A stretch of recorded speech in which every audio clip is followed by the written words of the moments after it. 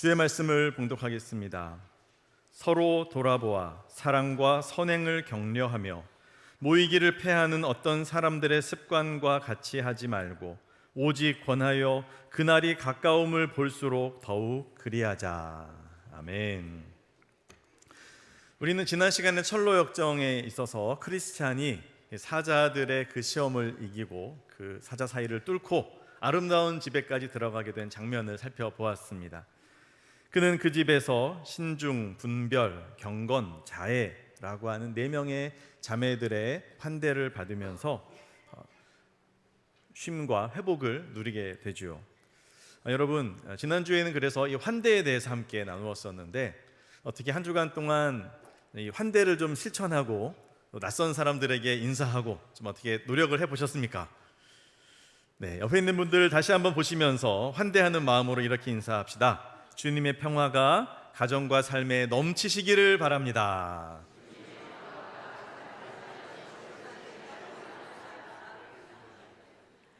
네, 환대하면서 하시는 분도 계시고 넘치기 바랍니다. 그냥 이렇게 대충 하시는 분도 안 계십니까? 여러분, 환대, 정말 우리의 마음을 담아서 상대방을 긍정적으로 받아들이는 이 만남이 있어야 됩니다.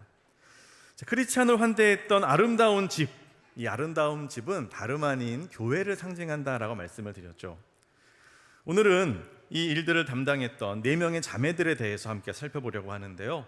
4명을 다 다루기에는 시간이 부족해서 앞선 3명의 자매들을 먼저 살펴보겠습니다.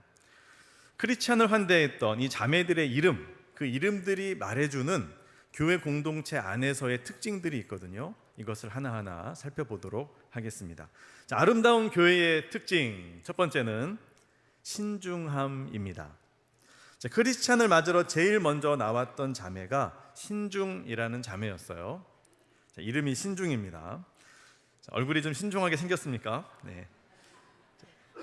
이 여성은 크리스찬에게 이제껏 어떻게 믿음 생활을 해왔는지, 그의 신앙에 대해서, 믿음 생활에 대해서 물었고, 크리스찬의 대답을 들으면서 이 사람이 정말로 순례자가 맞는지, 정말로 예수님을 구주로 영접한 사람이 맞는지를 확인하고 점검을 합니다. 순례자를 위해서 주인이 만들어 놓은 아름다운 집에는 아무나 들어올 수 없기 때문에 이런 절차가 필요했던 겁니다. 크리스찬의 간증과 신앙 고백을 다 듣고 난 이 자매는 미소를 지었습니다. 그녀의 아름다운 눈가에는 감동의 눈물이 맺혔죠. 잠시 후 그녀는 집안의 다른 식구들 몇 명을 더 부르기 위해 문 쪽으로 달려갑니다. 그리고 경건, 분별, 자애라고 이름을 가진 3 자매를 데리고 왔죠. 자, 이들은 크리스찬을 모시고 따뜻하게 그 크리스찬을 환영하면서 집 안으로 들어갔고요. 식사가 준비될 때까지 함께 이야기를 나누면서 시간을 보내게 됩니다. 자, 이와 같은 다 같이 함께하는 만남, 이 만남에 앞서서 누가 먼저 크리스찬을 맞이했습니까? 신중이라는 자매가 맞이했다라는 거예요. 자, 이것이 무엇을 의미할까요?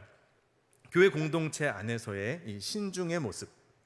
이것은 다름 아닌 이 교회가 오늘도 새 가족이 이렇게 새 가정이 신청하셨지만 새 신자들을 환영할 때 단순히 문을 열어주는 것이 아니라 이것을 넘어서서 그들의 믿음과 그리고 진실함을 세밀하게 살피고 지원해야 한다라는 의미를 가집니다.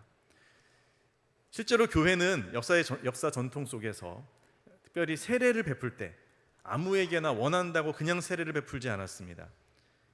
그 사람의 신앙의 고백을 철저하게 검증하고 정말로 예수님을 구주로 믿고 고백하고 있는지를 확인하고 세례 문답을 하고 그리고 나서야 세례를 베풀었죠. 일꾼을 세울 때도 마찬가지입니다. 교회 안에 직분자를 세우고 일꾼을 세울 때도 잘생긴 사람, 사회적으로 어떤 위치에 있는 사람, 그런 사람을 세우는 게 아니라 그분들의 신앙을 먼저 보는 거죠. 신앙을 철저히 검증한 후에 비로소 그들을 택하고 임직시켰다라는 겁니다. 이와 같은 신중함이 왜 필요합니까? 이것은 교회가 단순히 성도들에게 쉼을 제공하는 이것을 넘어서야 하기 때문입니다. 성도들이 신앙적으로 성장하고 성숙할 수 있도록 이런 기반을 마련하기 위해서는 질적으로 교회가 더 높아질 필요가 있습니다. 이런 신중한 접근을 통해서 교회는 그 순수성을 유지하게 되고요. 그리고 성도들의 믿음을 담보할 수 있게 됩니다. 우리 소정교회 교인이라면, 세례교인이라면 적어도 온전한 신앙의 고백과 또 주님의 제자된 삶의 결단이 있어야 합니다. 이런 부분에 대해서 하나하나 점검하고 성도들을 세울 수 있다는 거죠. 이 과정 속에서의 신중함이 요구됩니다. 자, 이런 신중함은 공동체만이 아니라 개인적인 신앙에도 적용할 수 있습니다. 디모데후서 4장 5절에서는 이렇게 말씀합니다. 함께 읽어볼까요? 시작. 그러나 너는 모든 일에 신중하여 고난을 받으며 전도자의 일을 하며 내 직무를 다하라. 아멘. 자, 디모데에게 바울이 무엇이라고 권면합니까? 모든 일에 신중해라. 대충, 적당히 또는 경솔하게 그렇게 말하고 행동하고 결정해서는 안 된다는 겁니다. 우리 그리스도인들은 어떤 결정을 하기 전에, 어떤 말을 하기 전에, 어떤 행동을 하기 전에 주님께 묻고 다시 한번 돌아보고 신중해야 됩니다. 내가 생각난다고 아무 말이나 다 하고 내가 하고 싶다고 모든 행동을 다 취해버리는 그런 경솔함은 공동체를 힘들게 만들 뿐입니다. 혹시 집안 안에서도 그렇게 하시는 분 안 계십니까? 집안에서는 내가 편하다고 내 마음대로 막 함부로 말하고 행동하면 식구들이 힘들어집니다. 여러분, 신중함, 그렇다고 사람이 너무 위축돼가지고 아무 말도 못하고 이러고만 있으라는 뜻은 아닙니다. 그러나 정말 주님 앞에서의 신중함, 이것은 개인의 경건에 있어서의 아주 중요한 부분이라는 거죠. 그래서 바울은 뭐라고 권면합니까? 모든 일에 신중하라는 겁니다. 모든 일에. 교회에 일꾼을 세우고 직분자를 세우고 우리 집사님, 권사님, 또 장로님 세울 때 거기에 들어가는 성품적인 아주 중요한 부분도 이 신중함입니다. 신중하지 않은 분이 재직이 되면 교회가 힘들어지거든요. 매사에 사려 깊고 주님의 뜻을 온전히 이룰 수 있는 이 신중함, 이걸 우리가 견지해야 되겠습니다. 그렇게 할 때 우리는 직무를 온전하게 수행할 수 있게 되는 것이죠. 여러분, 그러므로 우리의 신앙의 깊이를 더하고 하나님의 뜻에 충실하고자 우리가 결단해야 됩니다. 우리의 신중함을 삶의 기준으로 삼을 때 세상의 유혹과 죄악으로부터 자신을 지킬 수 있고 또 주어진 직무에 충실할 수 있게 될 거예요. 여러분, 그러므로 이것은 선택이 아니라 필수입니다. 세상 가운데서 공동체 안에서 빛과 소금으로 살아가기 위해서 이 신중함은 정말로 중요하고 필수적이다. 가정 안에서도요, 정말 이 신중함 놓치지 말고 잘 붙드셔야 되겠습니다. 하나님 앞에서 우리의 삶을 다시 한번 헌신하면서 신중함으로 다른 성도를 살피고 그 성도들을 환대하는 아름다운 교회가 우리 모두가 될 수 있기를 소망합니다. 자, 아름다운 교회 특징 두 번째는 무엇이냐면 경건입니다. 경건. 자, 이 경건을 여러분 좀 주의 깊게 살필 필요가 있어요. 자, 자매들이 이제 크리스찬과 함께 모였을 때 누가 먼저 제일 대화를 주도해서 시작했냐 하면 바로 경건 자매가 말문을 열었습니다. 어서 오세요, 선한 크리스천 선생님, 환영합니다. 오늘 저희가 당신을 환대하면서 집안으로 모셨습니다. 그러니 선생님께서도 저희들에게 부족한 경험과 지식을 채워주기 위해서 순례 여정 속에서 선생님이 겪으셨던 귀한 경험과 이야기들을 들려주시면 좋겠습니다. 그래 주시면 정말 감사할 것 같아요 라고 부탁을 하죠. 자, 크리스찬이 흔쾌히 알겠다고 합니다. 그래요, 제가 저의 경험과 또 간증을 이야기해 드리죠. 뭐부터 얘기할까요? 그러자 이 경건 자매가 몇 가지를 질문을 하죠. 이런 질문입니다. 자, 처음에 이 순례 여정을 선택한 것은 어떤 동기에서 한 건가요? 라고 물었죠. 크리스찬이 대답을 합니다. 예, 제가 성경을 읽다가 이 죄의 짐이 너무 무거워서, 또 제가 살고 있는 이 도시가 멸망한다라는 이야기를 듣고 제가 두려움에 떨어서 전도자의 도움을 받아서 이 여정을 시작하게 됐습니다. 그러자 또 묻습니다. 그러면 다른 길도 있을 텐데 왜 이렇게 좁은 길, 힘든 길, 좁은 문으로 통과해서 여기까지 오셨나요? 또 대답을 하죠. 예, 전도자께서 이 길로 가야 된다고 이야기해 주셔서 제가 계속 이 좁은 길로 걸어오게 되었습니다.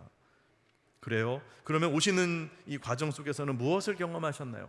할 얘기 많죠. 뭐 다 얘기하다 보면 다시 특세까지 가야 됩니다. 그렇죠? 특별 저녁 기도까지. 예, 그 이야기들 크리스찬이 다 일일이 합니다.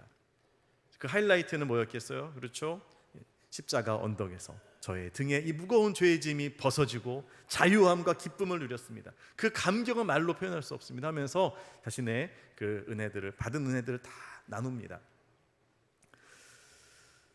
자, 그러면서 크리스찬이 말합니다. 그 중에서 제일 어려웠던 일이 뭔지 아세요? 최근에 제가 올라왔던 이 고난의 언덕. 이게 진짜 힘들었습니다. 제가 살면서 이렇게 힘든 시간은 처음 겪었던 것 같아요. 그리고 이 고난의 언덕을 넘어서 그 캄캄한 밤중에 숲속에서 사나운 사자들 곁을 제가 지나가야 하지 않았습니까? 정말 성문에서 친절한 문지기께서 저의 용기를 북돋아 주지 않으셨으면 저는 아마 되돌아가고 말았을 겁니다. 그런데 저를 그렇게 도와주셨고, 제가 그렇게 사자의 틈을 지나서 이 아름다운 집에까지 도착하게 되었으니 생각해보면 정말로 이 모든 것이 하나님의 은혜입니다. 저를 이렇게 환대해 주셔서 감사합니다 라고 이야기를 하죠. 자, 크리스찬이 이와 같은 대답을 할 수 있도록 질문을 하며 도와주었던 자매의 이름이 뭐라고요? 경건이라는 자매였습니다. 자, 이 경건, 파이어티라고 하는 이 단어, 이 경건은 헬라어로 유세베이아라는 단어인데요. 이 단어는 두 말의 합성어입니다. 자, 유라고 하는 단어와 세보마이라고 하는 단어의 합성어인데요. 유는 강한, 강력한 이런 뜻이고요. 세보마이는 숭배하다, 경배하다, 찬양하다 이런 뜻이에요. 자, 이 둘이 합쳐졌어요. 그럼 어떤 뜻이 되죠? 찬양하는데, 경배하는데 어떻게 경배하는 거예요? 그렇죠. 강력하게, 강하게, 힘있게 경배하는, 숭배하는 이 모습이 바로 유세비아입니다. 즉 경건하다라는 헬라어는 신에게 강한 경배와 찬양을 드린다는 겁니다. 이게 경건이라는 거예요. 여러분, 경건하다라고 해서 그냥 거룩하게 가만히 이렇게 아무 말도 안 하고 조용히만 앉아있다고 경건한 게 아닙니다. 그 사람 마음속에 뭐가 있어야 된다고요? 주님을 향한 강력한 경배, 강력한 찬양의 고백, 그 마음속에서 터져나오는 주님을 향한 그 사랑의 표현, 이게 있어야 경건한 거예요. 그런 마음으로 찬양을 부르고, 그런 마음으로 봉사를 하고, 그런 마음으로 삶을 살아갈 때 우리는 그 사람을 경건한 사람이라고 말합니다. 겉으로 봐서는 아주 좋은 크리스찬 같은데 그 사람 마음속에 주님을 향한 경배가 없고 강력한 찬양이 없으면 그 사람은 경건한 거 아니에요. 그냥 자기가 주인 돼서 자기 마음대로 신앙생활하는 사람일 뿐입니다. 오늘 찬양을 불러주신 우리 시온 찬양대의 이 모든 고백, 정말 너무도 강력한 하나님을 찬양하는 이 고백 주님께서 받아주신 줄로 믿습니다. 여러분, 우리 모든 성도님들도 같은 고백이었을 거예요. 그렇죠? 주님을 향한 강한 찬양과 경배, 자, 이 경건함이 필요한 겁니다. 자, 파이어티라고 하는 이 경건의 자매는 본인 자신부터가 하나님을 진실되게 예배하면서 찬양했습니다. 뿐만 아니라 크리스찬과 대화를 하잖아요. 이 대화를 통해서 모두가 하나님을 경배하기를 원했다라는 겁니다. 그녀는 질문을 했습니다. 당신은 여기까지 인도하신 하나님, 그 하나님의 은혜를 좀 알려주십시오.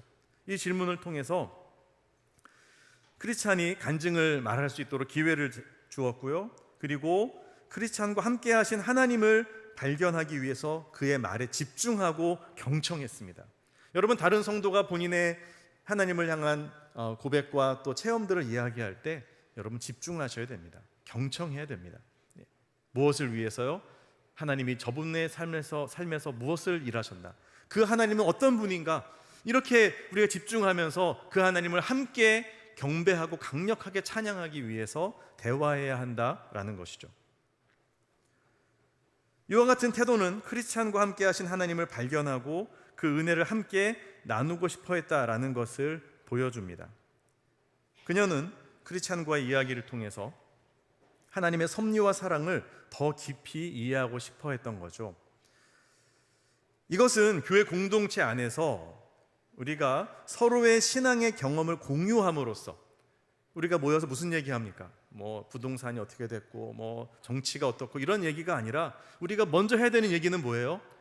하나님이 어떻게 우리의 삶에 역사하시는지, 그 하나님의 행하심, 우리 공동체 안에서, 또 우리 나라 안에서, 전 세계 안에서 주님이 일하고 계심, 이 부분들을 우리가 보면서 말해야 되는 겁니다. 이 서로의 신앙의 경험을 공유함으로써 하나님을 향한 경배가 더욱더 강화될 수 있는 이런 믿음의 연결고리를 상징하는 것이 이 경건 자매와 크리스찬의 대화다라고 말할 수 있겠습니다.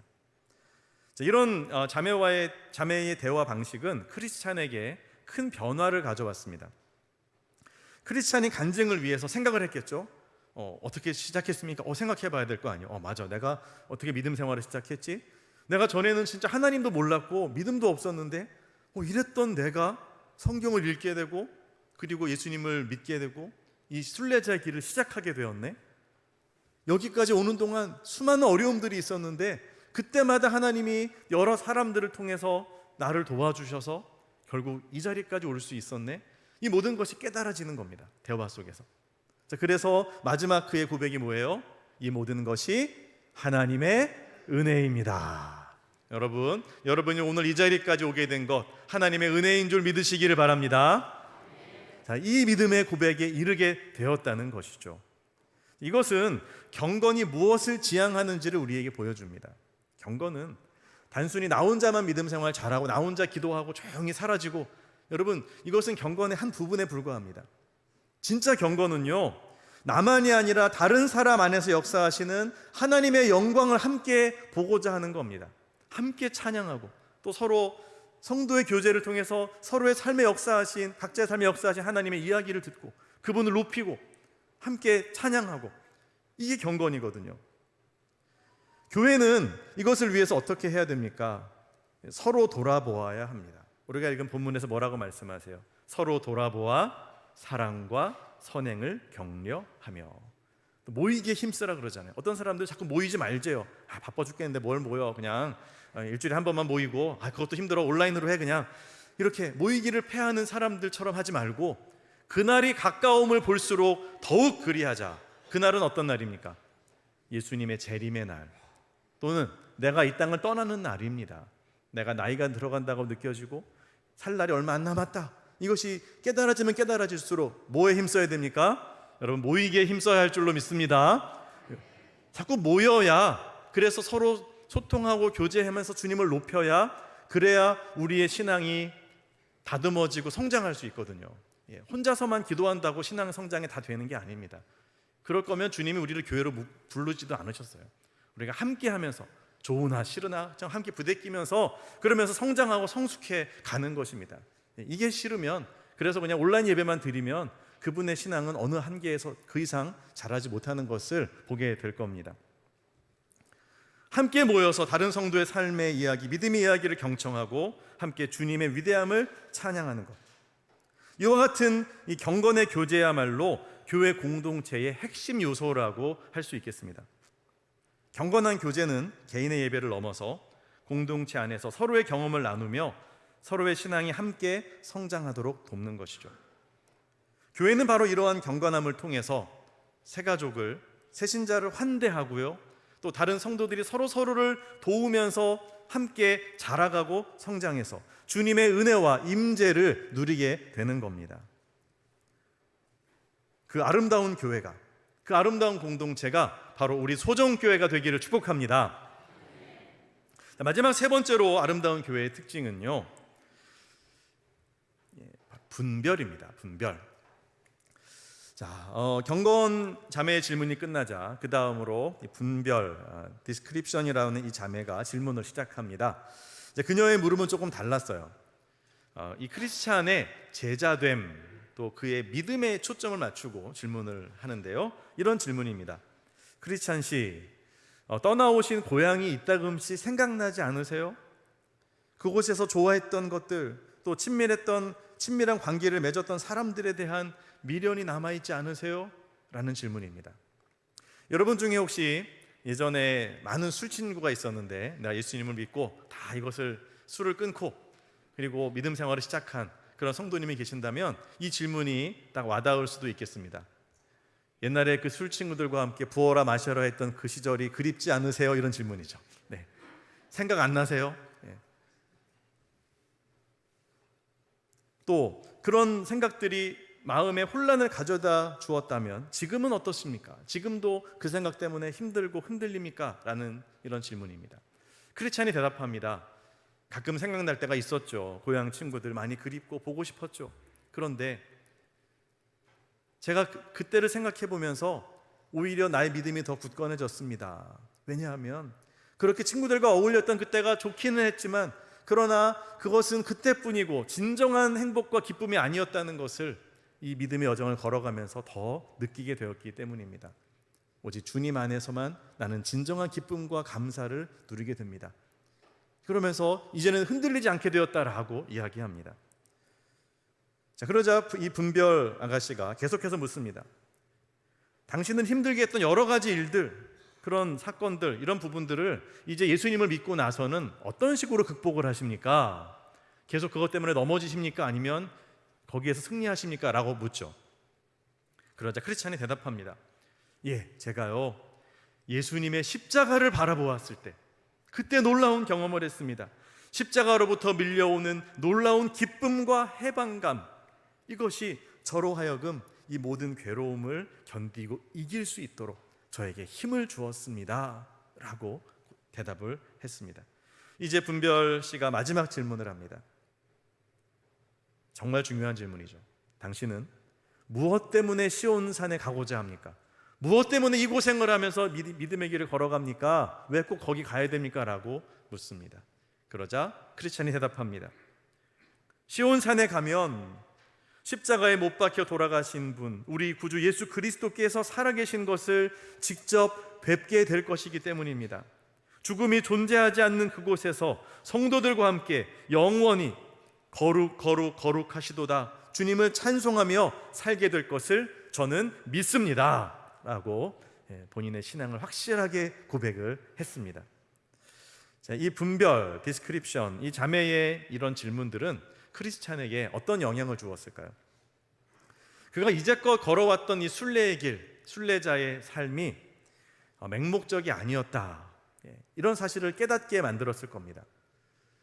그냥 저기 남들이 하니까 나도 교회 신앙생활하고 교회 가는 거야, 나는 모태신앙이라서 그냥 습관적으로 교회 가고 있어, 그런 게 아니라 내가 어떻게 이 믿음을 결단하고 정말로 내가 주님을 따르게 되었는가, 이 부분에 대해서 스스로 확신하게 되었다는 것이죠.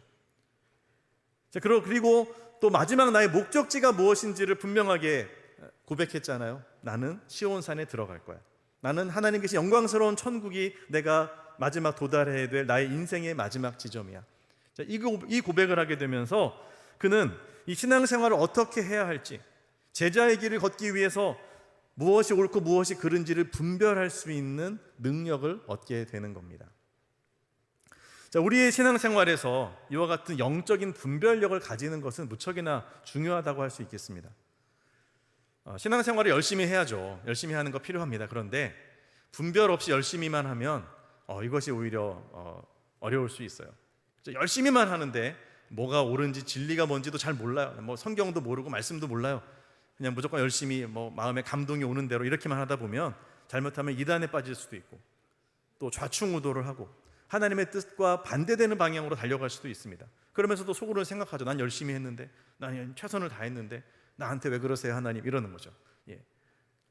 분별을 해야 됩니다. 우리가 분별력이 부족하다고 느낀다면 어떻게 해야 될까요? 말씀과 기도 속으로 들어가야죠. 하나님께 지혜를 구해야 됩니다.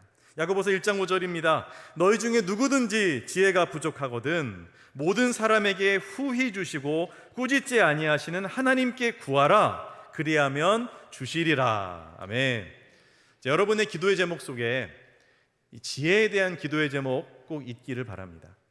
하나님, 저에게 지혜가 필요합니다. 분별력이 필요합니다. 뭐가 주님의 뜻인지를 제가 바로 깨닫고 알 수 있도록 저에게 지혜를 주십시오 라고 기도하면 하나님이 어떻게 하신다고요? 주시리라. 아멘. 구하는 이에게 하나님의 지혜를 주실 줄로 믿습니다. 이런 영적인 분별력이 우리에게 필요한 거예요. 이거를 갖추기 위해서 또 하나 우리가 기억해야 되는 게 뭐냐면 겸손함이 있어야 됩니다. 겸손. 주로 이 교만한 사람, 오만한 사람들은 남의 말을 아예 들으려고 하지 않아요. 내가 최고예요. 내가 다 알아요. 그러면서 자기 생각대로만 신앙생활을 하는 거예요. 자기 생각대로 살아가는 거예요. 그러다 나중에 가서 이게 아니었구나라고 깨닫고 후회하지만 그때는 이미 늦죠. 평생을 나는 진짜 좋은 남편인 줄 알았어요. 그렇게 은퇴할 때까지 나의 아내가 참 결혼도 잘했지, 나 같은 남편을 만나가지고 이렇게 생각했던 남편이 딱 은퇴하고 나서 아내로부터 이혼 통보를 받고 충격에 빠지는 이야기들 심심치 않게 들려옵니다.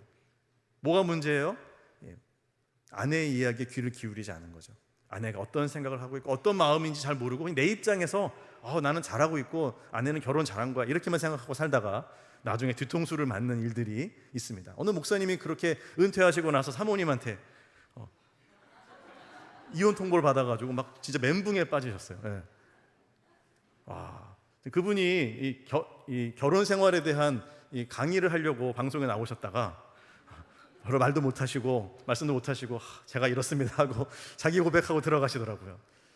여러분, 겸손이 필요합니다. 자, 교회 공동체 안에서도 마찬가지입니다. 내가 최고고 내가 다 잘 알아가 아니라 성경은 뭐라고 말씀하세요? 서로 돌아보아서 사랑과 선행을 서로 격려하면서 함께 성장해 가야 된다라고 말씀하시는 거죠. 나 혼자서는 결코 완벽하지 못하고 혼자의 판단만으로는 부족하다. 이것을 우리가 염두에 두면서 함께 의논하고 함께 나아가야 됩니다.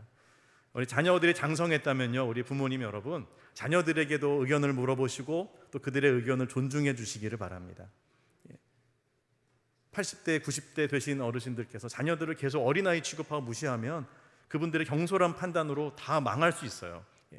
정말 자녀들에게 귀 기울이고 이 겸손의 자세, 이게 필요하다라는 거예요. 그럴 때 무엇이 생깁니까? 분별력이 생기는 거죠. 영적인 분별력. 이것은 우리의 신앙의 여정에 있어서 나침반과 같습니다. 이것이 있을 때 영적인 혼돈이 아무리 심하다 할지라도 그 속에서 하나님의 길이 어딘지를 우리는 발견할 수 있고요, 도전과 유혹 속에서도 올바른 판단을 내릴 수 있더라는 겁니다. 영적인 분별력은 개인에게만이 아니라 우리 교회 공동체 안에도 필요하죠. 당회의 올바른 영적인 판단력, 우리 공동체의 재직회와 또 공동의회의 판단력 필요합니다. 나라에도 마찬가지입니다. 이 나라의 모든 그 정치와 또 이끌어가는 모든 그 통치에 있어서의 분별력. 그래서 우리는 정치 지도자들을 위해서 기도해야 되는 겁니다. 그분들이 잘못 판단하지 않도록 하나님 붙들어 주시옵소서. 우리가 속한 교회 공동체와 사회 전체에 영향을 미치는 중요한 덕목이 바로 분별력이다. 이걸 우리가 기억합시다. 이렇게 중요한 분별력이 우리 각자와 교회 공동체 안에 녹아지고 내면화되어지기를 기도합니다. 그래서 우리의 건강한 분별력이 교회를 건강하게 유지하고 세상을 변화시키는데 결정적인 역할을 하게 해야 할 것입니다. 분별력 있는 교회가 됨을 통해서 우리 모두가 세상 속에서 하나님의 사랑과 진리를 전파하는 강력한 주의 도구가 될 줄로 믿습니다. 자, 말씀을 정리하겠습니다. 존 버년의 철로 역정을 통해서 우리는 교회가 아름다운 집이다라는 것을 생각했습니다. 그리고 그 안에 소중한 덕목, 신중, 경건, 분별의 중요성을 알아보았습니다. 이 세 가지 덕목은 교회가 성도들에게 진정한 안식처와 회복의 장소가 되기 위해서 아주 필수적인 요소입니다. 교회는 신중하게 각 개인의 신앙을 살펴야 하고 또 서로의 신앙의 여정을 공유하면서 경건을 유지해야 되고 분별력을 바탕으로 세상 속에서 올바른 길을 선택할 수 있는 지혜를 키워야 할 것입니다. 사랑하는 성도 여러분, 우리가 이제는 신앙의 깊이를 더할 때입니다. 하나님의 뜻에 보다 충실하게 살기 위해서 결단합시다. 아무 생각 없이 신앙생활하고 그냥 흘러가듯이 그렇게 하지 말고요, 하나님의 은혜 아래서 우리 모두가 어떻게 해요? 서로를 돌아보면서 사랑과 선행을 격려하고 함께 기도하고 함께 이 믿음의 길을 굳건하게 붙들고 나아가면서 신중함과 경건함과 분별력을 갖추어 나아가기를 원합니다. 그래서 이 어두운 세상 속에서 빛이 되고 순례자를 제대로 환대할 수 있는 아름다운 교회가 되어져서 하나님께 영광을 돌리는 저와 여러분들 되기를 주님의 이름으로 축원합니다. 함께 찬양하고 기도하겠습니다. 여러분, 이 자리에 모인 여러분들, 옆에 계시는 우리 모든 성도님들 우연히 여기에 온 게 아닙니다. 하나님의 특별한 부르심과 또 큰 은혜의 인도하심 속에서 여기까지 오게 된 것, 주님의 크신 은혜로 여기에 도달하게 된 것이죠. 여기에 모인 우리 주의 은총 받은 자여라, 함께 찬양하겠습니다.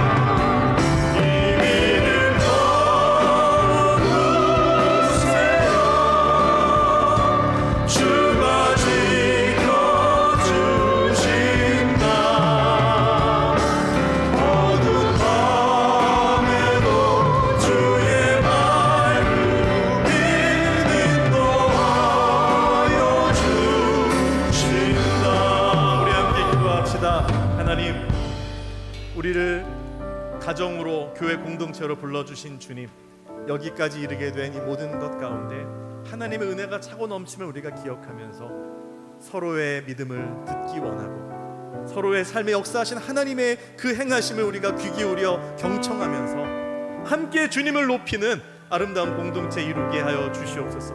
그런 우리의 가정, 우리의 교회가 되게 하시고 그러한 사랑으로 나그네를 환대하며 순례자를 맞이하는 그런 따스한 사랑의 공동체로 우리를 써 주옵소서. 함께 기도하겠습니다.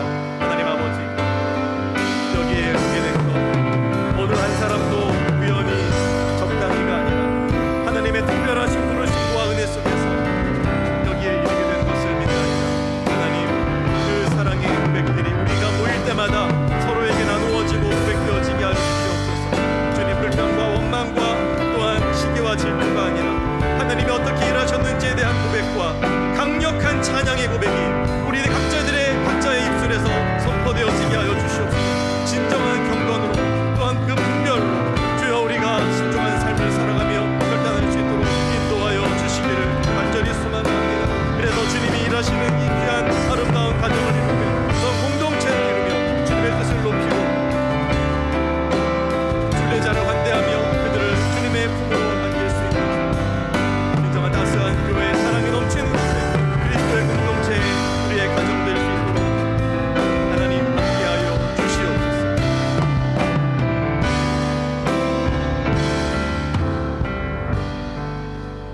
주님, 저희를 주의 크신 은혜 가운데 불러 모아 주시고 소정 공동체 안에서 또 가정 안에서 만나게 하시니 감사를 드립니다. 나의 신앙만 생각할 것이 아니라 다른 성도의 삶에 역사하시는 하나님을 보며 그 하나님을 함께 고백하며 강력한 찬양의 경건을 가질 수 있는 우리 모두가 되게 하여 주시옵소서. 그래서 모일 때마다 주님의 이름이 높여지며 모일 때마다 올바른 분별의 역사가 일어나서 서로 돌아보아 사랑과 사랑을 격려하며 모이기에 힘쓰는 그런 진정한 그리스도의 공동체 교회가 되게 하여 주시옵소서. 예수님 이름으로 기도하옵나이다. 아멘.